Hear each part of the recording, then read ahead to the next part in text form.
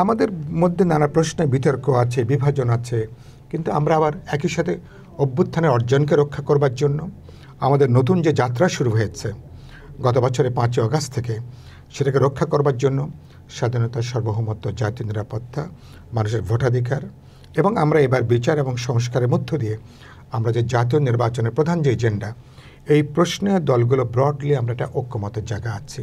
সেখানে আমাদের এক ধরনের একটা জাতীয় চিন্তাও, একটা জাতীয় ঐক্যেরও কিছুটা সেতুবন্ধনের জায়গাটা আছে।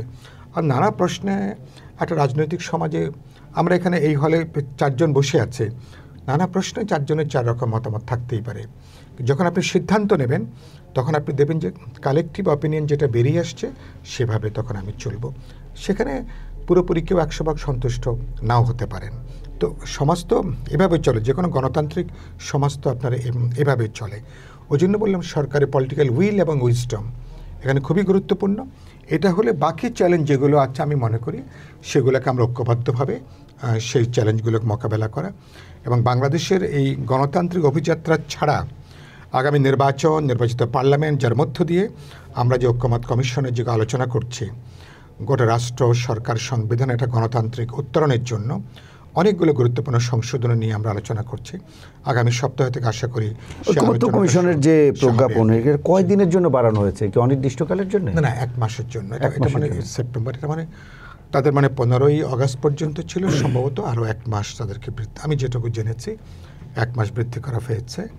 তো ঐক্যমত কমিশন তো মানে জানতে পারি আগামীকালকে তারা হয়তো আমাদের আবার শুনানি শুরু হবে। খসড়া ফাইনালটা যেটা তারা স্বাক্ষরের জন্য যেটা তৈরি করছেন সেটা তারা দলগুলোকে দেবেন। হোপফুলি আগামী সপ্তাহে হয়তো ফাইনাল রাউন্ডের আলোচনা আমরা করব। সেটাকেও আমি এটা ইতিবাচকভাবে আমি দেখি। ফলে এটা নিয়ে আমি এত উদ্বিগ্ন হবার, আপনি যে প্রশ্নটা করলেন, এগুলো থাকবে, এগুলো ইলেকশনের দিন পর্যন্ত নানা প্রশ্ন থাকবে। এটা না হলে ইলেকশনে আসবে না, মানে এটা না হলে আমরা অংশ নেব না, এরকম নানা কথা থাকবে। নির্বাচন প্রক্রিয়ার অংশ, এগুলো পার্ট অফ ইয়ার পলিটিক্স এবং নির্বাচন প্রক্রিয়া এগুলো অংশ। আমরা তো বলেছি যে ইলেকশন কমিশন তারা যে আরপিও তারা যেটা করছেন, আমি বলেছি এটা ইলেকশন কমিশন তো যারা প্রধান স্টেক হোল্ডার পলিটিক্যাল পার্টি তাদের সঙ্গে আলোচনা না করে তো আরপিওকে আপনি চূড়ান্ত করতে পারেন না। যারা অংশীদার, যারা গুরুত্বপূর্ণ স্টেক হোল্ডার, তাদের কথা বলবেন, আলোচনা করবেন।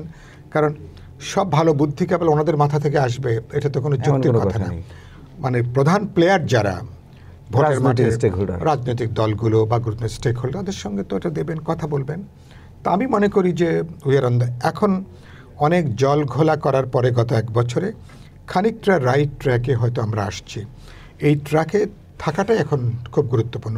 এই ট্র্যাক থেকে যদি আপনি ছিটকে পড়েন তাহলে বাংলাদেশের আমাদের অভ্যুত্থানের অনেক অর্জনও ছিটকে পড়তে পারে। আমরা একটা বিপজ্জনক খাদে আবার আমরা যাবার পথটা কিন্তু তৈরি করবে।